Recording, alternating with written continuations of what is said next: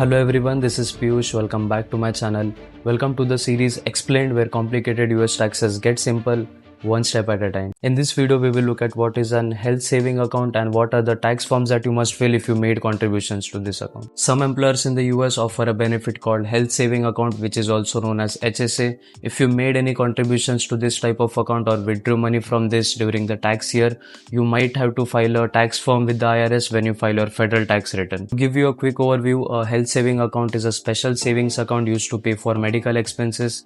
These types of accounts offer a unique tax advantage such that first, the contributions that you make to this account are tax free. Second is the money grows tax free in this account, whether it invests in stock, bonds or any other instruments. And third is that any money that you withdraw for qualified medical expenses is tax exempt. But remember that this money is only used for medical expenses. If you use it for non-medical expenses, you will pay tax on that and it will also incur any penalties. So HSA account can be really beneficial for you because it is pre-tax. So let's say you contribute $1,000 to HSA, that $1,000 is not included in your W2 income. There is a maximum limit on how much you can contribute to a HSA account. For the tax year 2025, the amount is $4,300, so please make sure you don't exceed that amount. To contribute to a HSA account, you must fulfill some criteria. First is that you should be enrolled in a high deductible health plan. Second is you must not have any other conflicting health plans. And third is you shouldn't be claimed as a dependent from someone else. Each employer might have their own plans when it comes to health saving accounts, so please make sure to read the documents correctly and see what are the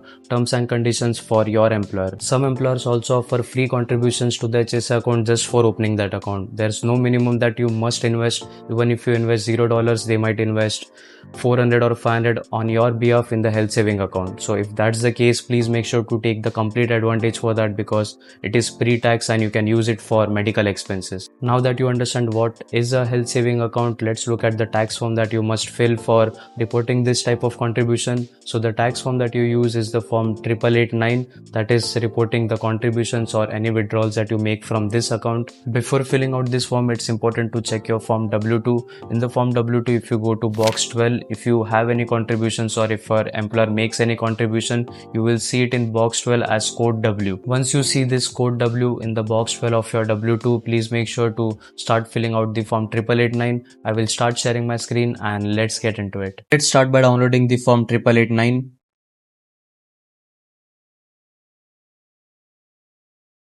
How the form 8889 looks like, make sure you download the latest version of the form. Start by entering your name. It should be the same as you entered on form 1040 NR.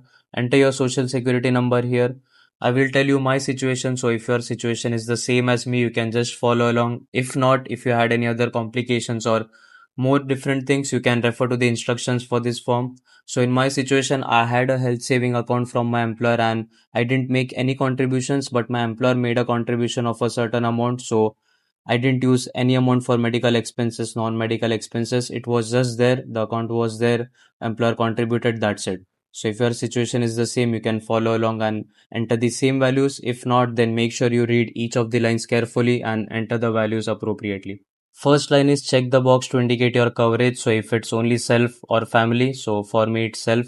Line 2 is HSA contributions you made for 2025. So I didn't contribute any amount, so I'll just enter 0 right here. Third is if you were under the age of 55 at the end of 2025, you enter 4300, or if it's family, it's 8550, but for me it's self only, so I'll enter 4300. Fourth is enter the amount you and your employer contributed to your Archer MSAs. It doesn't apply to me, I'll just leave that blank. Line 5 is simply subtracting line 4 from line 3, so it's 4300. Line 6 is enter the amount from line 5, so it's the same as this value. Line 7 is if you were age 55 or older. If it doesn't apply to you, you can leave this section blank and enter 0. Line 8 is adding line 6 and 7, so it's again 4300.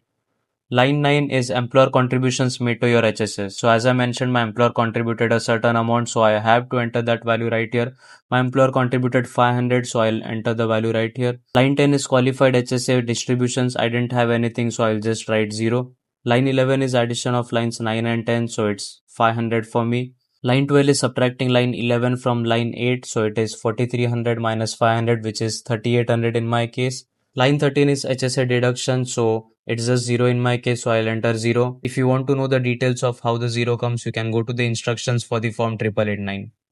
Part 2 is for the HSA distributions. As I mentioned, I didn't have any distributions from my HSA account. I didn't spend anything. So part 2 will be blank for me. So I'll just leave that section blank. Part 3 is income and additional tax for failure to maintain HDHP coverage. HDHP stands for high deductible health plan. But I maintained the HDHP coverage for the entire year. So I don't have to pay any additional tax. So I'll just write 0 in all these lines: 18, 19, 20 and 21. And that's it for the form 8889. If you have any questions on how to fill out the forms, you can go to the instructions for form 8889.